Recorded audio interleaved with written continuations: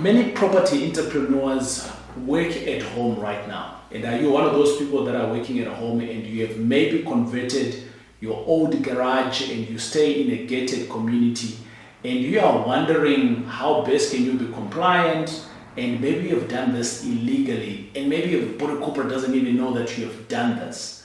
Well, my good friend, I personally stay in a gated area. I stay in an estate. And within that estate, I have seen a whole lot of things going wrong, and having trustees having to fight with some of these guys just to be compliant.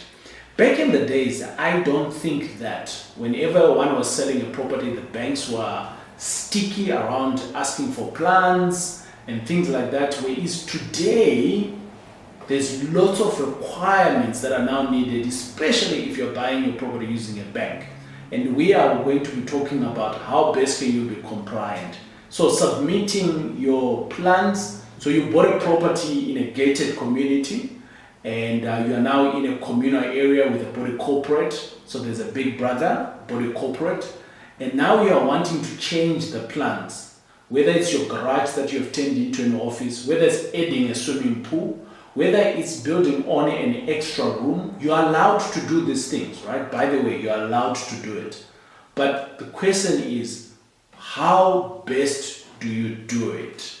And I've brought in my good friend Dumisani because he's been helping me and helping many other people in my complex to solve this problem. And I thought maybe let's discuss it so that you can be able to work from home in your office compliant, your insurance is happy, your body corporate is happy, and everybody is happy, and you can do your work without sitting in the bush of your own house. If we are meeting for the first time, my name is TJ, your host, and I'm a former banker and founder here at the TJ Tribe. And I do business with a focus in student accommodation, flips, which is buy and sell, and coaching, with the hope that all of us, as young, upcoming modern parents, we can be able to have passive income from real estate. Welcome to the channel. Dumisani, welcome. Hi, TJ. How do we solve for this problem? I think it's a very simple problem, but I see people fighting. Yeah, I think the first mistake starts when people buy into we call it a sectional title. Right. They don't. The body corporate. Yes. Okay. Yes. So people, I think even with estate agencies, they don't explain in detail what does it mean. Right. It's not like from a freestanding house or a freestanding unit. Okay. So when you buy into a body corporate, there's what we call a sectional title. We'll use the body corporate because that's the well-known, the famous word. There's what we call conduct rules. Right. So the conduct rules will say what can be done and what cannot be done, because in essence, when you buy in a body corporate, you are actually saying the inside is mine, the outside is common property. Right. Sometimes it will come with a swimming pool. So the swimming pool is still on a communal or a common property. Yeah. But you have been given that space to use it as your own private space. Sure. But legally it still belongs to any other resident. Right. So I can move from my unit and come and swim in your unit because it's common property, it's for all of us. I know, you're being sensitive. Controversial. Yes, yes. But that is how it is, okay? Yeah. So if you make any external or exterior changes, you need to get an authorization from the body corporate. And who's the body corporate? Remember, the people that are trustees are not the body corporate. The body corporate, it's you as an owner. Right. You are the body corporate, but the trustees are just a representative of the bigger scheme of people, because you just need to have proper management and day-to-day activity and running of the complex itself. So if you are to add any extension or convert any garage, depending on what your conduct rules say, I know in most of this body corporate, the conduct rule will say all the units need to look the same. Right. If it's white frame windows, it's white frame windows. Yeah. If the garages are open, which is a carport, it remains like that. Should you change, then you apply. Should you want to change, you apply. And the body corporate, which is the managing agent at the time, and the trustees, they have a right to approve or not to approve. Right. It's a right that they will look at the conduct rule and look at how severe would it change everything else. Yeah. It's a different case where you have golf estates that have sectional title, but they still have what you call full title in them. Okay. That is why they are painted different colors. That's why they are not the same design patterns, but they have a standard of what we need as a minimum threshold of a design. Like Denfen estate. Exactly. Exactly. It's a gated community. Yes. But the houses look totally different. Exactly. You see. So as and when you buy, my advice would be find out what you're buying into. Right. Let the agent also share the conduct rules with you, because the conduct rules will tell you what is acceptable and what is not acceptable. A simple thing like you might buy in and you have dogs and you find that it's not a pet-friendly complex. Then what must you do after it is registered? It means you must take your dogs and give them away or give them to SPCA. So when it comes to building plans, anything that you are going to do, because remember we're talking about a section. So a section is registered at the Chief Surveyor General to say is 60 square meters. You add another 20. It will mean you'll need to now go and do an application for the building plans. Once the building plans have been approved, you go and amend your sectional title of that particular unit at the Chief Surveyor General with a land surveyor. So the land surveyor will take the building plans, plot it proper again and show where there's now the new extension or where there's now a new swimming pool or a new carport or whatever, then submit it to the Chief Surveyor General to amend the sectional title scheme of Body Corporate X so that it's registered and it's captured like that. Because should it not be captured like that, when the bank comes, they are not going to take that new extension into consideration when they have to evaluate and when they have to now give a bond or finance that particular property.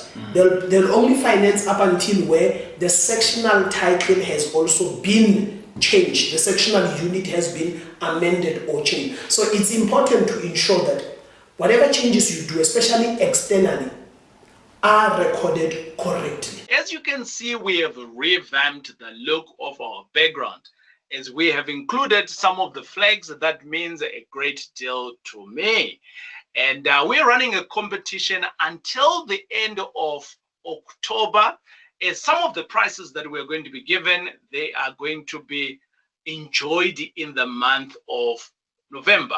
So within this competition, it's very simple. All you need to do is to comment at the bottom.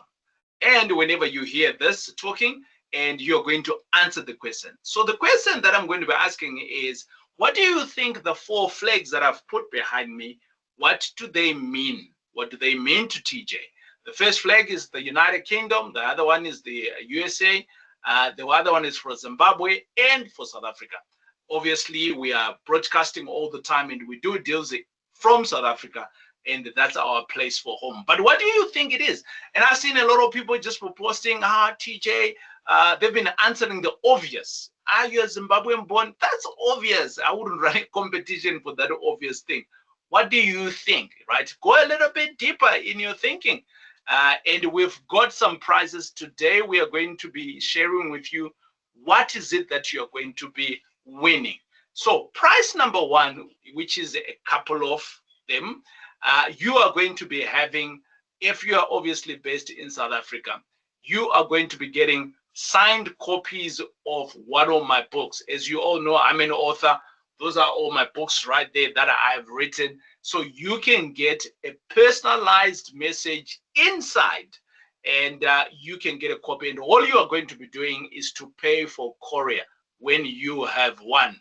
And obviously, we'll give out a shout out here on the next video, which will be in the month of November. So that is prize number 1.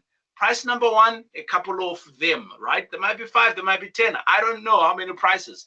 The more obviously you comment in there giving your thoughts, hey, the more we are going to give out those prizes between now and the end of October. Then we're going to have a second tier of prizes, right? That was our first tier of prizes. The second tier of prizes is that you all know we've got a masterclass here that runs 3 times in a year, I am going to be giving free pass, right? It's online, so you can join from wherever you are. For just commenting, my good friends, you will get a value of 997. So we'll give you a free pass for the next Making Money Masterclass, and that's coming up in the month of November, right? And also, on top of that, you are going to be getting a one-on-one 20-minute coaching call with me, and we'll give that once, only to one person. However, the free pass, we may just be able to give it to a number of people. Then the grand prize, the grand prize, my good friends, it is going to be announced at the end of October. So the more you comment, the more you share, the more you're going to be engaging on the videos, particularly on these flags, or even just answering a question. We are going to be able to give you what we call the Tribe Legacy Pack. Dun, dun, dun, dun, dun. So what is the Tribe Legacy Pack? The Tribe Legacy Pack, it comprises of 3 of my books. I will give that away, yes. And also, we've got a workbook here that we teach on. You are also going to be getting that one. You will also be able to attend only once of the master class. So you're getting a free pass to the November master class. And then on top of that, I will give you a personal one-on-one strategy call that I will give. And we will record that. And who knows, maybe it could help out somebody else out there. Now, my good friends, all of these prices are up for grabs, right? They are ready to be won. All you need to do is to comment in the section, and you are answering the question, what do you think these flags means to me? But they may mean something else differently to you too. Hey, we want to hear about it. Or maybe it's just a comment. Whatever comment it is going to be in the comments, let us know, and we are just going to pick up random people. And in any of these categories, we've got multiple of those giveaways, and we'll be able to give you. Remember, if we're going to deliver anything to you, the price of courier will be on you. So we'll let you know how best. Obviously, if you have won, we will let you know. Happy flagging and investing. Right. So basically what you're saying here, Dusan, if I understand you correctly, the first thing is that you need to get consent or approval from the body corporate. So the body corporate needs to approve to that. Correct. I'm going to come back and ask the question, what if they say no, right? Yes. So now they've said yes. And you now need to appoint an architect, and who else do you need to do? Does the town planner need to get involved? Not always, unless if the coverage of the entire sectional scheme is now being exceeded. Wow. So normally when that scheme was approved, it will be approved with 50% coverage, let's say. So meaning all those houses combined together, when you bring them together into that particular property, they must not exceed 50% coverage. Right. We've had an instance where they had exceeded. We had now to either apply a consent, depending on how many percent has it increased. You can either do a consent. If it's above the minimum threshold, then you do a full rezoning to increase that coverage. Then that's when you'll have a town planner. But it's not always where you need a town planner. Okay, so basically an architect is good to go. It's good to go. And now the architect now needs to work around with the engineers to make sure that all of these things that you're talking about. Yes. The architect is the person that's now going to redraw the desired changes. Yes. Hopefully you haven't done the changes. But if you've done the changes, then it's a retroing whatever that's been changed.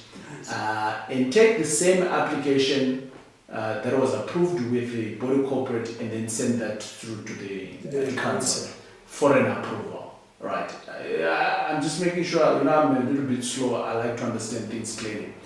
What if the body corporate says no to Dumisani?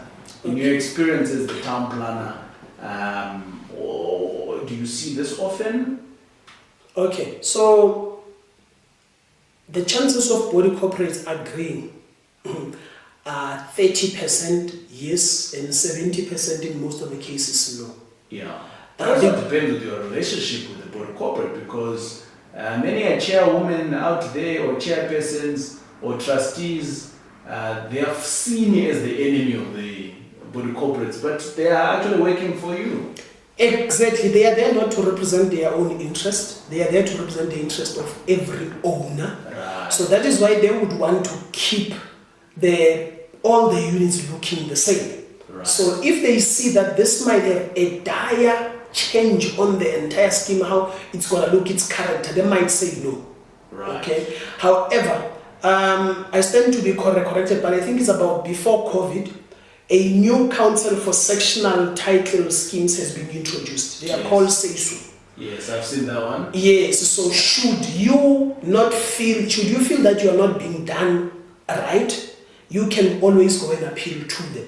They are an independent body under the government, which they belong under the Human Settlement Department. So they will be able to evaluate, because obviously they don't know you. They manage all the schemes in the country. Right. I think we're already paying for them.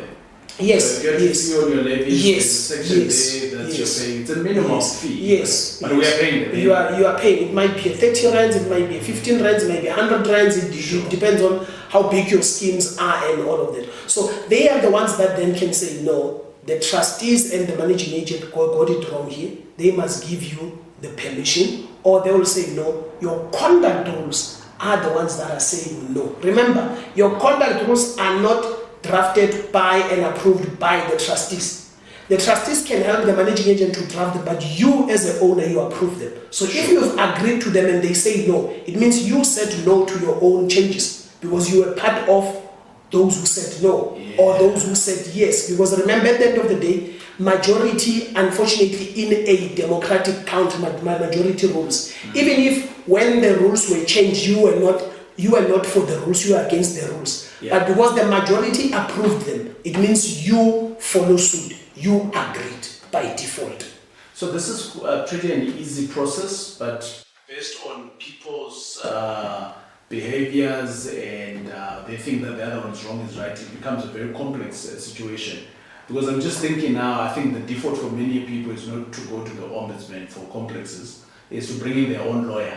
Exactly. Right? Exactly. And yet there's another process that we are bypassing. But my friends, if you find yourself in a situation like that one, where it's just getting heated, there's the solution that you've got. But over and above that, reach out to us and we might just be able to help you in the comments. Let us know. But there is also details that you can reach out to us and we will be able to help you. We are here to help you. It is I, your boy, TJ. We'll check you out on the next video.